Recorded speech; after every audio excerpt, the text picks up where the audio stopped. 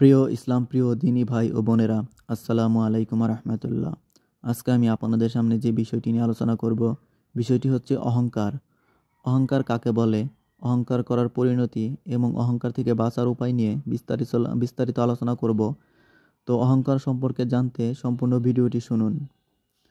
Abu Hisham রিফায়েত রাহমাতুল্লাহ থেকে বর্ণিত, তিনি বলেন, রাসূল সাল্লাল্লাহু আলাইহি ওয়াসাল্লাম বলেছেন, যার অন্তরে সরিষার দানা পরিমাণ অহংকার থাকে সে জান্নাতে প্রবেশ করবে না, আর যার অন্তরে সামান্য দানা পরিমাণ ঈমান থাকে সে জাহান্নামে প্রবেশ করবে না।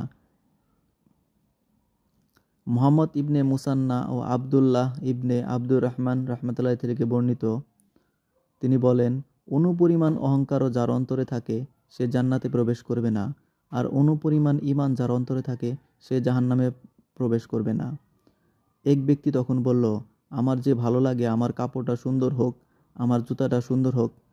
তিনি বললেন, আল্লাহ তো সৌন্দর্য ভালোবাসেন, তবে সত্যকে প্রত্যাখ্যান করা এবং মানুষকে হেয় মনে করা হলো অহংকার।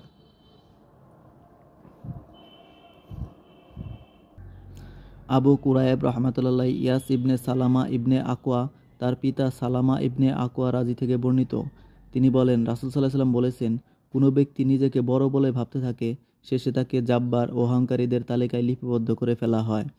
পরিণামে তাদের যা ঘটে এর ভাগ্যও তা ঘটে। অহংকার কাকে বলে? জ্ঞান, বুদ্ধি, ইবাদত বন্দেগী, মান সম্মান, ধন দৌলত ইত্যাদি যে কোনো দিনই বা দুনিয়াবি গুণে নিজেকে বড় মনে করা আর অন্যকে সেক্ষেত্রে ছোট মনে করাকে তাকাব্বুর বা অহংকার বলে। সুতরাং অহংকারের দুটি অংশ, নিজেকে বড় মনে করা, অন্যকে ছোট মনে করা। অহংকার কবিরা গুনাহ। বলা বাহুল্য, মানুষের মনে এ রোগ সৃষ্টি হলে স্বভাবতই আত্মস্লিম বৃদ্ধি পায়, নফস ফুলে ওঠে এবং পদে পদে অহংকারের নিদর্শন প্রকাশ পেতে থাকে। যেমন পথ চলার সময় সকলের আগে চলতে আগ্রহ করা, সবার কেন্দ্রস্থলে বসতে প্রয়াসী হওয়া, অন্যকে অবজ্ঞার চোখে দেখা, অন্যকে সালাম না করা এবং অপরের সালাম পাওয়ার আশা করা ইত্যাদি। অহংকারের অপকারিতা বা অহংকারের পরিণতি। ইমাম গাজ্জালী রাহমাতুল্লাহ বলেন, বরত্ব আল্লাহ তাআলার গুণ, এই গুণ কেবল তারই শোভা পায়। মানুষ আল্লাহর মুখাপেক্ষী, সুতরাং মানুষ নিজেকে দুর্বলতা ও মুখাপেক্ষিতা সত্ত্বেও এ বিষয়ে আল্লাহর সঙ্গে লড়াই বাঁধাতে গেলে তা বোকামি ছাড়া আর কিছুই নয়। অনেক সময় অহংকারের কারণে সত্যের বিরুদ্ধে অভিযান করতে হয়, যার কারণে দিনের অনেক ক্ষতি হয়ে যায়। আর অহংকারী আল্লাহর সৃষ্টিজীবকে অবজ্ঞার চোখে দেখে। আল্লাহ তাআলার নিকট এটা খুবই অপছন্দনীয়। অহংকার মানুষকে কোনো প্রকার সদ্গুণ অর্জন করতে দেয় না, ফলে অহংকারী নম্রতা হারা হতে থাকে। অহংকারী হিংসা ও ক্রোধ দমন করতে পারে না। অহংকারী ব্যক্তি নিজের আত্মগরিমার নেশায় মত্ত থাকার কারণে কারো উপদেশ ও পরামর্শ গ্রহণ করতে চায় না।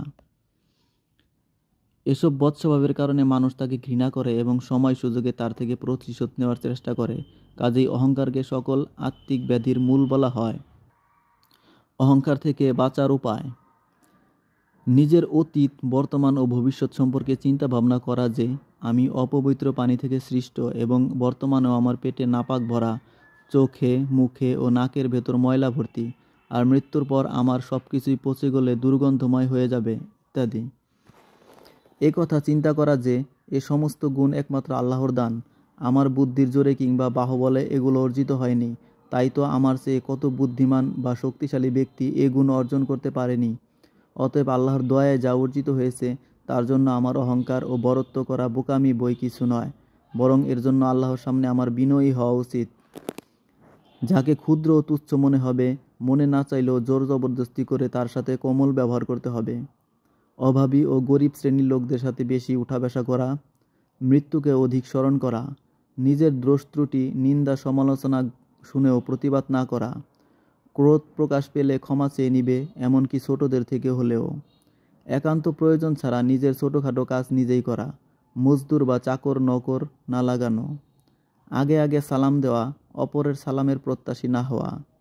অহংকারের ধরন ও বিবরণ জানিয়ে হক্কানি পীর ও শায়েখে তরিকত থেকে উপযুক্ত ব্যবস্থা জেনে সে অনুযায়ী আমল করা। তো আজকে আমরা অহংকার সম্পর্কে জানলাম। আল্লাহ তাআলা আমাদের সকলকে অহংকার থেকে মুক্ত থাকার তৌফিক দান করুক। আমরা যেন অহংকার থেকে বেঁচে থাকতে পারি, আল্লাহ তাআলা আমাদের সেই তৌফিক দান করুন। আমার এই ভিডিওটি যদি আপনাদের ভালো লেগে থাকে তাহলে দয়া করে আমার চ্যানেলটিকে সাবস্ক্রাইব করে দিবেন এবং লাইক কমেন্ট করে দিবেন। আসসালামু আলাইকুম রহমতুল্লাহ।